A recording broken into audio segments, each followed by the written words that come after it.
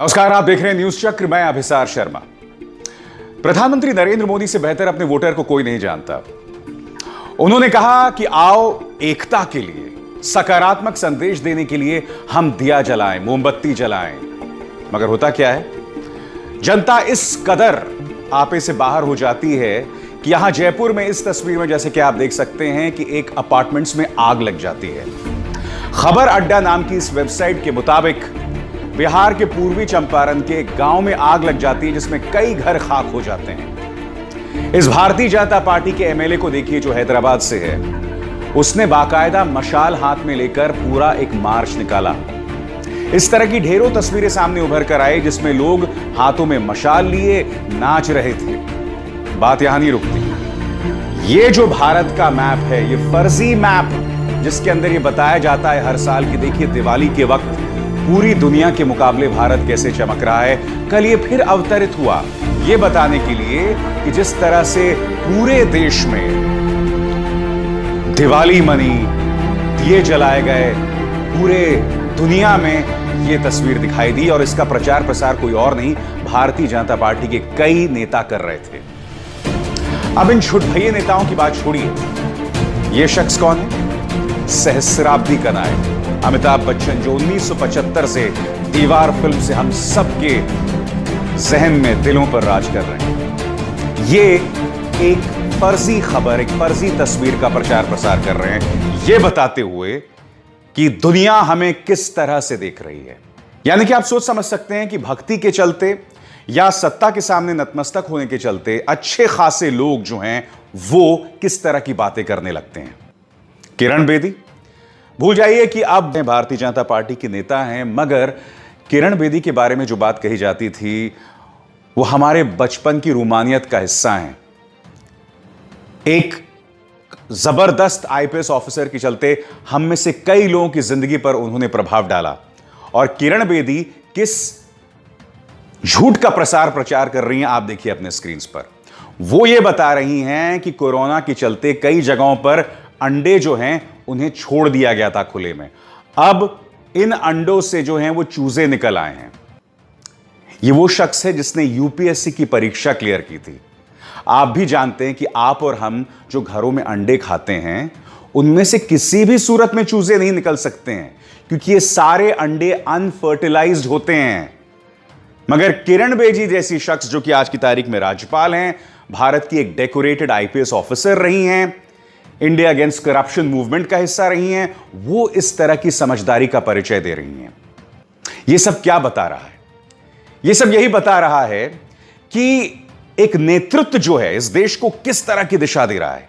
ये तस्वीर देखिए ना, यहां पर लोग अपनी छतों पर बाकायदा अनार फोड़ रहे हैं। आप सब जानते हैं कि कोरोना बीमारी जो है एक रेस्पिरेटरी बीमारी है, आपकी श्वास की प्रक्रिया से जुड़ी हुई बीमारी है। और लोगों ने कल पटाखे जलाए। इतने दिनों से एयर क्वालिटी जो है वो बेहतर हो गई थी और लोगों ने पटाखे जलाए। ये सब क्या बतलाता है कि हम मूर्खता के किस रास्ते पर चल पड़े हैं। और जानते, जब इन तमाम चीजों की तरफ आप व्हाट्सएप ग्रुप्स में लोगों का ध्यान खींच रहे थे तो लोग क्या कह रहे थे कि साहब आप तो नकारात्मक हैं, आपको नहीं पता इससे पॉजिटिविटी का संदेश जा रहा है। पॉजिटिविटी का अगर आपको संदेश देना था तो यह बहुत जरूरी था कि आप उन डॉक्टर्स के बारे में पूछते जो आज की तारीख में जिनके पास बुनियादी चीजें नहीं हैं, ग्लव्स नहीं है, मास्क नहीं है। मगर जैसे मैंने कहा ना, प्रधानमंत्री अपने वोटर को बखूबी जानते हैं। उनका जो असर है लोगों पर वो अप्रत्याशित है। काश प्रधानमंत्री उस दिन जब सुबह जनता से रूबरू हुए थे उसके जरिए कुछ अहम संदेश देते। मसलन वो ये संदेश देते कि जगह जगह पर हमारे डॉक्टर्स पर जो हमले हो रहे हैं उसे बंद कीजिए। वो ये संदेश देते कि आने वाले वक्त में हमारी इकोनॉमी की क्या हालत होने वाली है उसको लेकर कुछ आश्वासन देते। वो ये संदेश देते कि कई गरीब जो आज की तारीख में अपने गांव की तरफ चले गए हैं, जिनके सामने एक अंधकारमय भविष्य है, उसको लेकर उनका क्या रोड मैप है, उसको लेकर संदेश देते, लोगों को इंस्पायर करते। क्योंकि जैसे मैंने कहा ना, प्रधानमंत्री जिस तरह से लोगों को इंस्पायर करते हैं, आजाद भारत के इतिहास में ऐसे कई कम राजनेता हुए हैं। आज की तारीख में जो इनका इंपैक्ट है, मैं उन्हें वाजपेयी जी से भी ऊपर रखता हूं। और वाजपेयी जी की बात मैं इसलिए कर रहा हूं क्योंकि भारतीय जनता पार्टी के दूसरे नेता जो प्रधानमंत्री बने हैं वो अटल बिहारी वाजपेयी थे। आज की तारीख में मैं मोदी जी का मुकाम उनसे ऊपर मानता हूं जहां तक लोगों पर असर करने की बात है। काश मोदी जी इस तरह का सकारात्मक संदेश देते। आपको यह बात भी समझनी पड़ेगी कि इस तरह का असर क्यों हो रहा है, क्योंकि एक पूरा मास मीडिया है, पूरा टेलीविजन इंडस्ट्री है जो इस चीज का प्रचार प्रसार कर रहा है। आप जानते हैं, लोगों को आगे रखने का दम भरने वाले एक चैनल ने कल क्या कहा? कल कहा कि आप अपने आस पड़ोस में देखिए वो कौन लोग हैं जो दिया नहीं जला रहे हैं। मानो चिन्हित किया जा रहा है उन लोगों को जो इस चीज में विश्वास नहीं करते। यह बिल्कुल उसी तरह की सोच है आज की तारीख में कि अगर आप इस सरकार की आलोचना करें तो आप देशद्रोही हैं। यह काम कोई और नहीं बल्कि न्यूज चैनल्स कर रहे हैं। और आज की तारीख में न्यूज चैनल्स और प्रचार तंत्र जिस तरह का जहर बो रहे हैं ना, उसका दूरगामी असर हमारे समाज पर पड़ रहा है। तबलीगी जमात को टारगेट करने की एवज में पूरे मुस्लिम समुदाय को कटघरे में रखा गया है, उन्हें टारगेट किया जा रहा है। और आज न्यूज चक्र में मैं उस मुद्दे पर भी फोकस करने वाला हूं। तबलीगी जमात के एवज में जिस तरह से देश के मुसलमानों को टारगेट किया जा रहा है और उससे समाज किस तरह से दोफाड़ हुआ है और समाज में किस तरह की अराजकता फैलाने की एक जमीन तैयार की जा रही है, उसे समझने के लिए मैं आपके सामने कुछ ट्वीट्स, कुछ संदेशों पर आपका ध्यान खींचना चाहूंगा। आपकी स्क्रीन पर यह पत्रकार जो यह कह रहा है कि प्रयागराज में जमात पर टिप्पणी करने पर युवक की हत्या कर दी गई। मोहम्मद सोना पर गोली मारकर हत्या का आरोप लगा है। टिप्पणी करने पर गोली मारना, इतनी हैवानियत कहां से आती है? साथ में इन्होंने तबलीगी जमात का जिक्र कर दिया और निजामुद्दीन मरकज का जिक्र कर दिया है। प्रयागराज पुलिस को इस मुद्दे पर स्पष्टीकरण देना पड़ा। उन्होंने क्या कहा आपकी स्क्रीन पर? थाना कैराली में एफआईआर 127/220 पंजीकृत कर नामजद व अन्य कुल 8 लोगों को हिरासत में ले लिया गया है। मृतक और अभियुक्त पक्ष पास पड़ोस के रहने वाले हैं। इनमें से किसी का भी संबंध तबलीगी जमात से होने की बात प्रकाश में नहीं आई है। विवेचना के आधार पर कठोर विधिक कार्रवाई सुनिश्चित की जा रही है। खुलेआम एक मुख्य धारा के न्यूज चैनल का एंकर इस तरह की बात फैला रहा है, इस घटना को तबलीगी जमात से जोड़ने का दुस्साहस कर रहा है और खुद पुलिस ने इस पर स्पष्टीकरण दिया है। अब आपके स्क्रीन पर एक और, ये एक बहुत बड़े न्यूज चैनल ने किया है और आप इसमें देख सकते हैं बाकायदा जो ये तस्वीर बनाई गई है, ये जो चेहरा है वो एक मुसलमान का चेहरा है और इसमें कहा गया कि almost 60% of new corona virus cases in India linked to Tablighi Jamaat event. यकीनन मैंने अपने कार्यक्रमों में कहा है कि तबलीगी जमात में जो लोग आए थे, फॉरेनर्स आए थे, उन्हें खुद को आइसोलेट करना चाहिए था। खासकर अगर वो ऐसे देशों से आए थे, उन्हें यह पहचान करनी चाहिए थी उन्हें यह बीमारी है या नहीं। मगर उससे भी बड़ी बात, जब वो एयरपोर्ट में उतरे थे देश में, तो उस वक्त उन्हें रोका जाना चाहिए था, जो हुआ नहीं। अब उसकी एवज में आप देख सकते हैं कि मुसलमान का चेहरा यह न्यूज चैनल बनाकर कहीं ना कहीं एक संदेश दे रहा है। और इसका नतीजा क्या होता है मैं आपको बात बताता हूं। जिस तरह का प्रचार और प्रसार चल रहा है उसका नतीजा आपके सामने ये।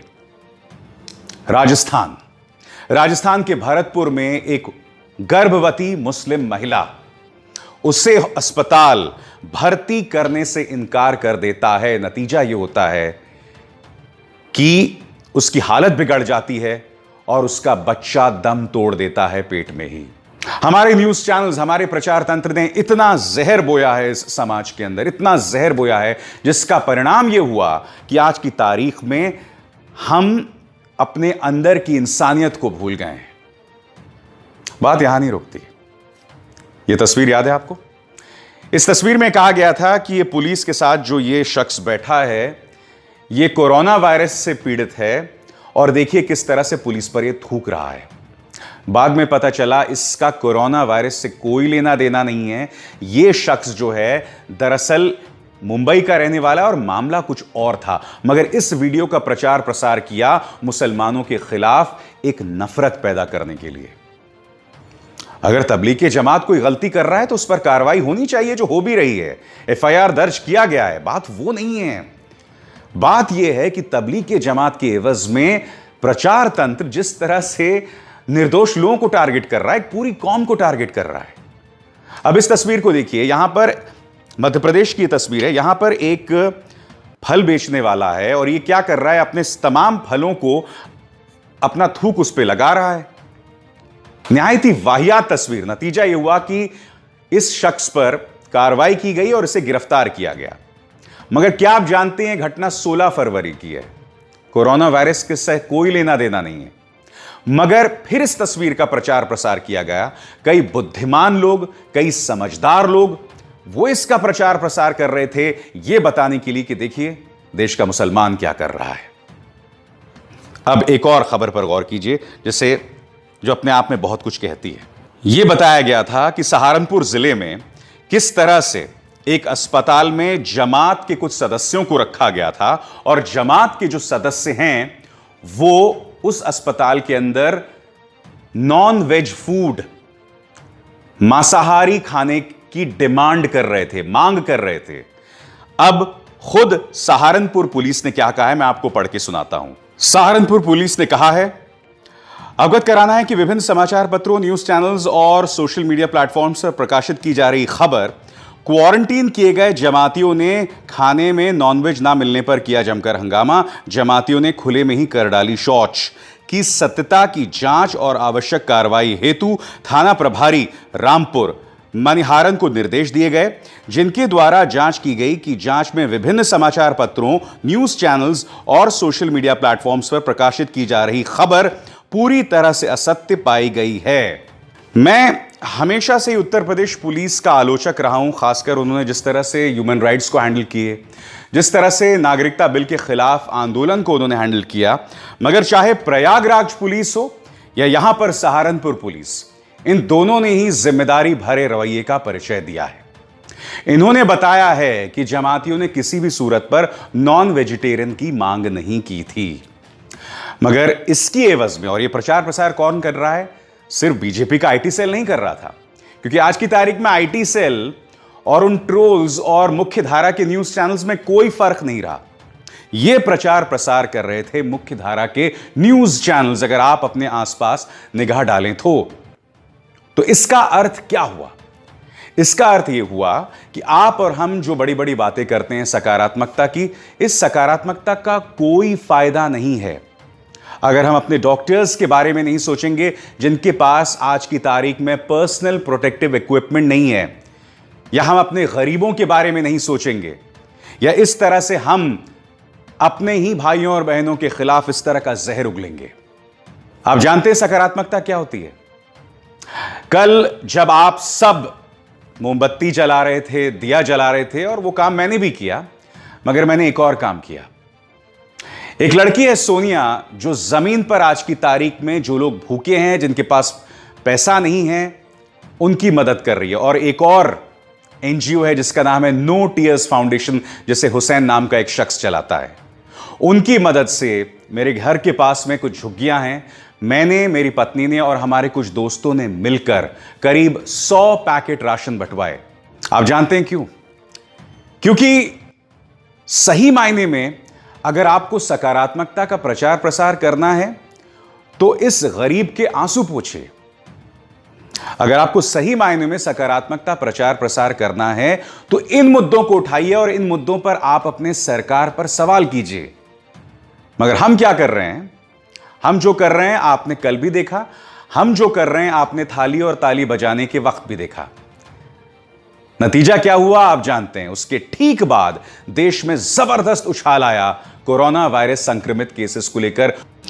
मगर क्या मैं अपने पॉलिटिकल जमात से पूरी तरह से हताश हूं? शायद नहीं। मैं इसकी 2 मिसालें आपके सामने पेश करना चाहता हूं। आपके स्क्रीन पर आंध्र प्रदेश के मुख्यमंत्री जगन मोहन रेड्डी और महाराष्ट्र के चीफ मिनिस्टर उद्धव ठाकरे।